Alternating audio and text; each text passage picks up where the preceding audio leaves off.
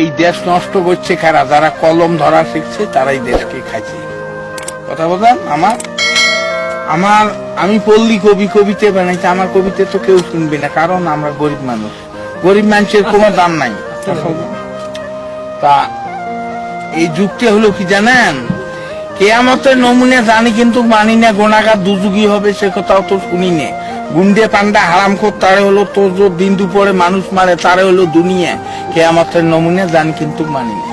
সরকারি চাকরি করে, বেতন 5,000, 50,000 টাকা মাসে খরচ দেখি তার, বাকি টাকা কেমনে আসে সে কথা আর বলি না। কেয়ামতের নমুনা জানি কিন্তু মানি না। ডিজেল ভেজাল, পেট্রোল ভেজাল, অকটেন ভেজাল, পদ্মা মেঘনা যমুনা, অর্থাৎ কোম্পানি ভেজাল। কেয়ামতের নমুনা জানি কিন্তু মানি না। ভেবে কয় রাধাবদল সরকার, মানুষ হওয়া কি ছিল দরকার, পশু হওয়া ছিল ভালো, আখিরাতের কাজ করি না, অর্থাৎ পরকালের কাজ করি না।